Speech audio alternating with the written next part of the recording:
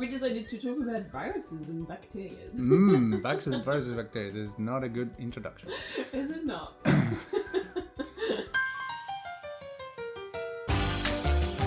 Hey! Welcome to Munai Open Relationship, the podcast. Hi, my name is Gwen, and I'm an open relationship coach. And I am Mr. T, her partner in crime. We're here to share an awesome journey with open relationship and non-monogamy. Disclaimer.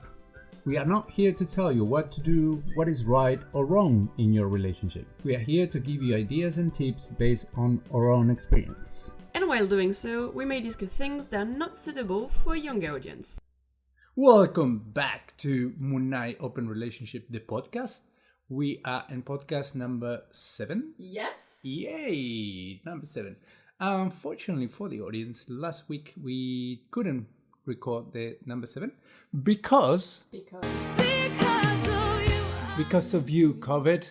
We got COVID. We finally got COVID. Yes. COVID has arrived finally in New Zealand 2 years later.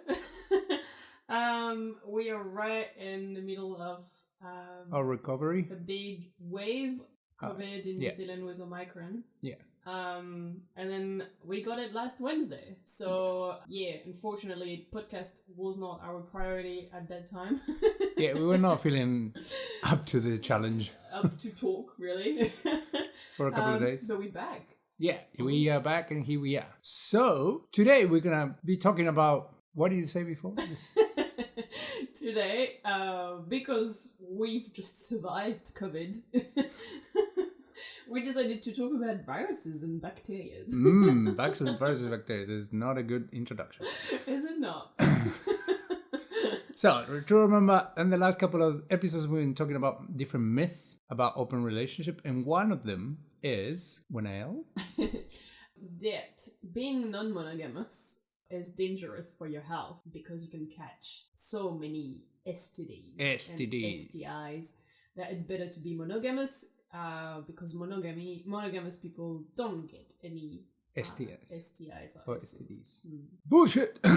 Sorry. That was COVID. We decided to talk about this idea. Obviously, monogamous or non-monogamous, the more sexual partners you have, the more at risk you are to catch an STD or an STI. But there is as much risk as there is as much risk as being single. For example, when you're single and you have multiple partners, you do need to get tested. You need to protect yourself, use condoms, etc. Tests often enough. Yeah. And I don't think it's really different. It is like saying if you drive a car, you're gonna get in a car crash. Like, no, depends how you drive, how you safe you are. Yeah, that's it. That was a good one. I had other in my mind, but they were not going to be. It was not going to be so politically correct. I so want to hear them. Huh? No, you set up expectations. Leave it there. So yeah, it's the same. So it depends how you connect with other people and how you behave in your sexual life is how on risk you will be. And sometimes they happen. Like, you can be a good driver and sometimes you have a crash. And it might be your fault. It might not be your fault. But sometimes happen. Sometimes condoms get broken. Sometimes you don't take the precautions. So you get drunk and you have sex unprotected. Or you have sex like crazy with many people at the same time, and you can catch it. However, it's like you said before, you can do it as when you are single. I think one of the main thing is potentially have checks. So chat with your partner how you want to do it. Is it that you have a check as soon as you have another sexual relationship with someone else, then you kind of agree that you're gonna go and do a test, or is it that you have quite a lot of partners, so you decide that it's a test that's going to happen, I don't know, every 2 weeks, every month, etc. It's something that you discuss. And the same how you met your other partners. That's another point. If you just hooking up all the time with people in bars and stuff like that, and you don't have time to connect with those people enough or to know them enough, you put yourself on risk. But like you said, it's the same as being single. Being single. Yeah. So And obviously, the other factor that is coming here at play is the fact that when you're single, it's your health that you're putting at risk if you're not taking any precautions. If you're non-monogamous, it's potentially the health of your partner too. So it's something you don't really want to play with. If you love your partner, if you respect them, just make sure that you're careful with your health, and that's it, your health habits, and just communicate with them if something happens. Don't feel guilty or ashamed because maybe, like you said, the condoms broke or something like that. Just talk with your partner, make sure that you both know what happened, and then do a check. And what you said is really important. There is no shame. Yeah. If it happened to you, if you get an STD or an STI, I mean, don't spend too much time without checking. If you're having a lot of casual sex, or if you're having a lot of partners apart from your primary partner, make sure that you have consistent check at least once a month, so you know in which stage you are. And if you get one of them, the earlier you catch it, easier is to treat it and to solve it with no risk to anybody, especially yourself. So as a conclusion, it's not that people that are non-monogamous are catching more STIs or STDs. We're more at risk because we have more sexual relationships than monogamous people, more partners, but there are some things that we can put in place, like frequent checks and communication with your partner to avoid for that to happen. Exactly. And I think it's time for our next section. Yeah, buddy. Yeah, buddy. Once upon a time, in a country far, far away. Hashtag New Zealand. Once upon a time, we're gonna keep going with our stories and our life in non-monogamy and open relationship. What are we talking about today, Mr. T? We are talking about our first threesome. I have a hot potato in my mouth. Exactly. And that's the best way to portray the English accent. In it? You know? So, yes, we had our first threesome. The two of us and another lady. Oh, okay. So, if I remember well, Yes. we had... I had another threesome with another couple, and then we went to a sex club. We met this couple, so it was more like a swinging type of experience. But at that point, we haven't had a proper threesome. I don't know if it's proper, but a threesome, the two of us with another person. And I think we wanted to try having a girl with us, right? Exactly. And something that I'm going to tell you guys from the beginning, not spoiling anything, it's good to get to know the person before you're going to do something like this. In which way? Like, do you think you need to be friends with the person, or what do you need to know about the person? I think it's good in some point to talk about sex and how people relate to sex, how they connect with sex and what is sex for them. Yeah. It obviously, we all we have different values and different understandings and things that we like and things that we don't like, and we create our own rules and how to enjoy sex. This lady that we had, she was a friend of us. She was a good friend of us. And we've been talking a lot, and obviously you create some expectations. This lady was a beautiful woman. I've been wanting to have sex with this lady for a very long time. Did you? Yeah. I remember I met her many years ago. Oh, wow. Yeah, and I remember she was extremely sexy and very, I don't know. Yeah. So it was like a wow. I have obviously... This expectations. Is all not only expectations, but you create this fantasy about this person, you know. And so should we say? Should we tell the story of what happened? Or yeah. Like... Sorry, the preamble is kind of too long. So what happened? You tell it. Well, so like you said, she was a friend. Yeah. She still is a friend. Yeah, it's a great friend. And I think she was, I don't know, tell me maybe I'm wrong, but she was more into me than she was into you. She was more looking forward to... Yeah, to experience having, with another girl. Yeah, than actually having the experience with you. But you were kind of like part of the package. Yeah. So yeah, we went out and we went in this big awesome bar with loud music, and then at the end of the night we're like, okay, let's go home, and then she's like, okay, let's go, and we're like, oh, we got really excited. I think in the bar we kissed. And that's the part that for me confused me a little bit, because I would be fine if she said, look, I want to have something with Gwen, and I said, okay, no problem. But I remember in the bar we kissed and we had a moment, a sexy moment together, and I thought The like, two of you. And I think you did too with her. So it was like, okay, cool, it's happening. Yay! And then we went to my place, because in that time we were not living together. Yeah, we went to my place. And then when we got there, a few things started to flare up in terms of rules and things that she could or could not do. And it was like, oh, okay.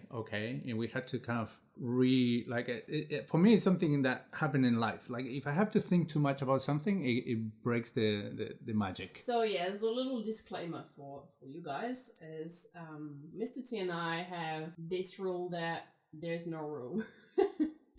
Just because we enjoy not having to think or overthink things, we like things to be natural, and most of the time when things happen, it's because it was on the moment. It flows. We look for flows, flow. exactly. Yeah. So when there are too many obstacles or rules or things that's stopping us, we're not enjoying as much the experience. Yeah. And it makes us, start disconnecting and getting cold about it. Yeah, exactly. Can we say one of the rules? Yeah.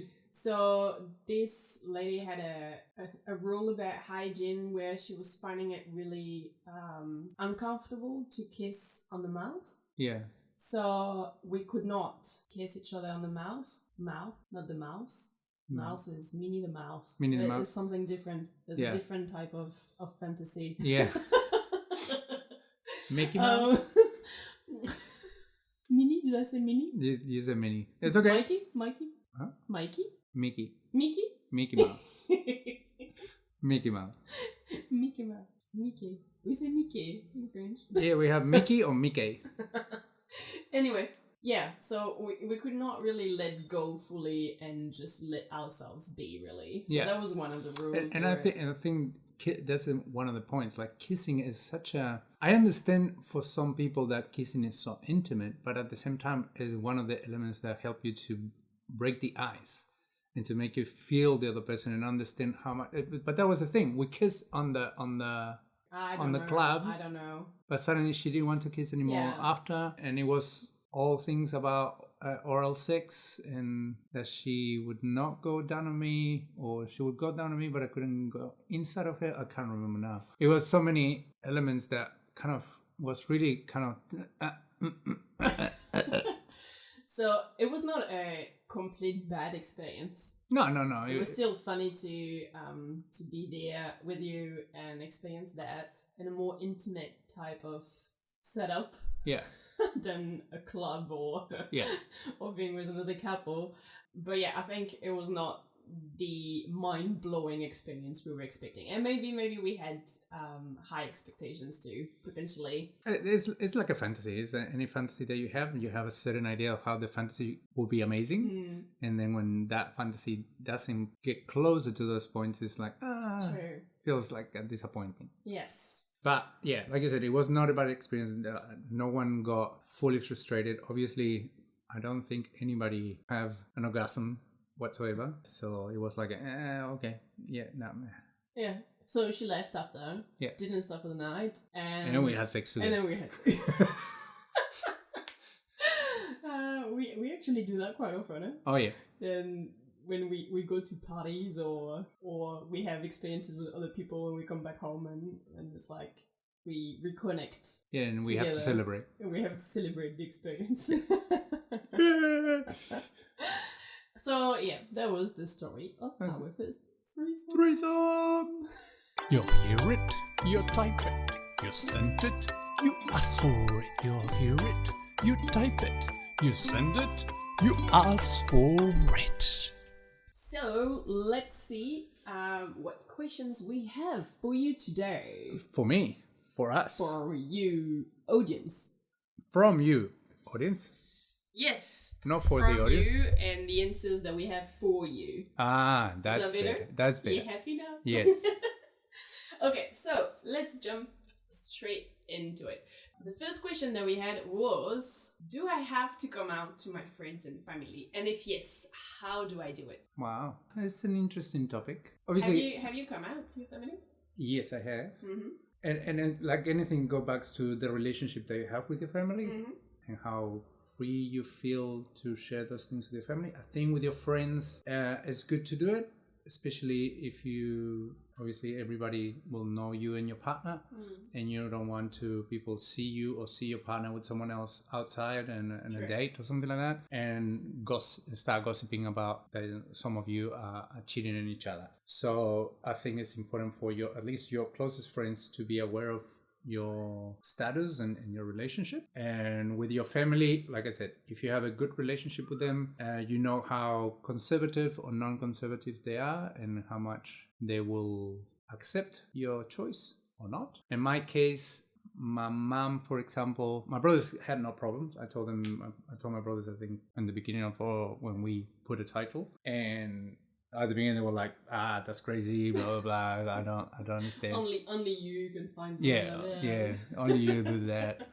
But I wanted to tell my mom, but I have a very close relationship with my mom, and I feel like we talk a lot with my mom in terms of sex, in terms of stories and experiences and stuff like that. Obviously, I don't tell my mom my sexual experiences, but we talk about sex in general. And I didn't want to make comments or or say something that will make my mom uncomfortable when she met you. So I thought that was the best thing to do. But for example, my mom is a very conservative in certain areas of her life. However, she's very acceptant and respectful for the lives of choice that any of my brothers and I wants to do. Choice of life? Yeah, the choice of life that we have. So I remember we were having, I went back to visit family, and then one night we were having a dinner together with mom, and I opened up to her.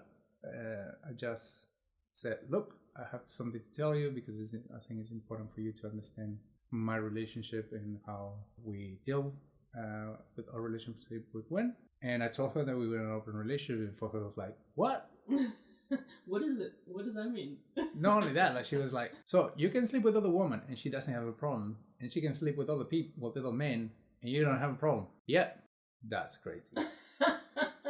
I said, but if you're happy, go for it. I don't want to judge you. And I think you came a couple of days after, and I arrived. Yeah, you came to visit mom, but she never. I don't think ever she make you feel any. No, never. Yeah. I think for her, just to know that we're both happy. Yeah. Was the most important part. Yeah.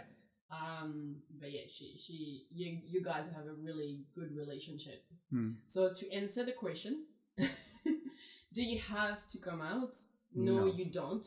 First reason is that it's something quite intimate. Would you be talking about your sex life if you were monogamous with your family and your friends? Potentially not. If you are and you feel comfortable and you think that they're going to be happy to hear about it, just go for it. Maybe prepare with your partner for the worst case scenario. Worst case scenario, exactly. Thank you.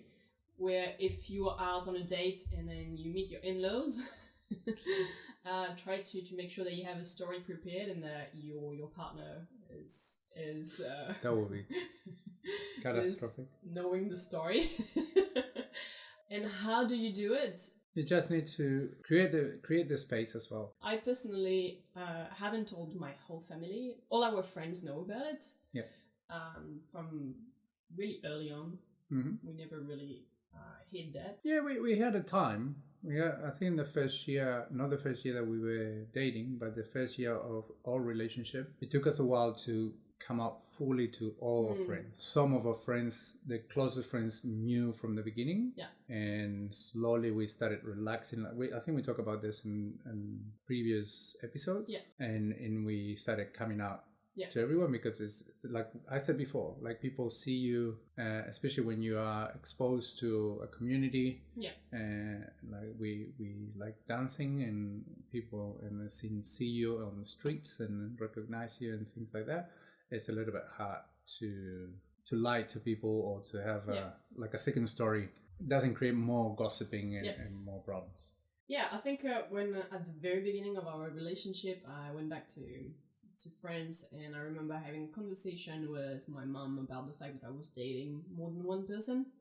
She kind of laughed, and we never talk about sex with my mom or my dad.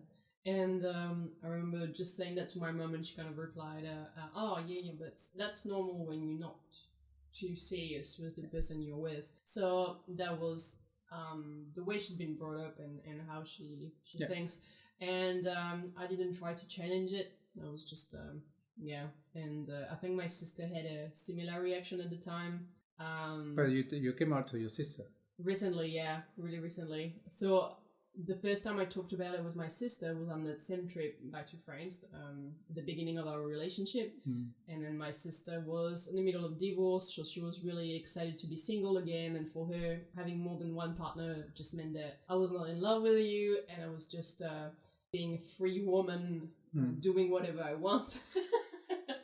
But yeah, I did talk to my sister really recently about it, and I think obviously because we've been together for 7 years, there is a certain weight and legitimacy to saying I'm in an open relationship, and it's not that I don't love him. Yeah. Like, I actually love you. Oh, thank you. I do. I'm glad. I do. I'm glad. Thank you. But yeah, we're just doing our relationship differently. And she was actually really excited for me, so that was awesome. Yeah. So yeah. Cool. Awesome. Next question. Second question? Cool. The second question is, my partner wants to close the relationship. We've been open for a little while for the first time, experiencing non-monogamy, and now my partner wants to close the relationship again, and I don't want to. What should we do? Ooh, that's a tough one. That's a tough one, yeah. This is a very tough one. I think it's a lot. You're gonna have to talk a lot. If non-monogamy is part of who you are and part of your nature, you can't go against it. Because you're going to be holding back on yourself, and you will finish creating resentment to your partner and won't help to the relationship in the long term. If it's something that you feel that is not important, that it was fun for what it was, but and the way that the question has been done, I think it is very important for that person to stay non-monogamous. I think there are two things here. I think when you are in a relationship, monogamous, and you decide to open it, chat with your partner from the beginning about what I call exit strategy, which what's going to happen if one of us doesn't want to stay monogamous or non-monogamous. Doesn't mean that we need to break up. Kind of try to chat about it before, so you kind of have a better idea on how to deal with it. And it's also good for the person that is deciding to come back to monogamy. They already have a little idea of what you have in mind and what could happen, so it's not fully unknown. Yeah. And you've had time to think a little bit about it. So that's the first point, is to talk about it straight from the beginning, what will happen to our relationship. The second point is, being in an open relationship doesn't mean that both of you have to be monogamous and both of you have to be non-monogamous. Yeah. Right?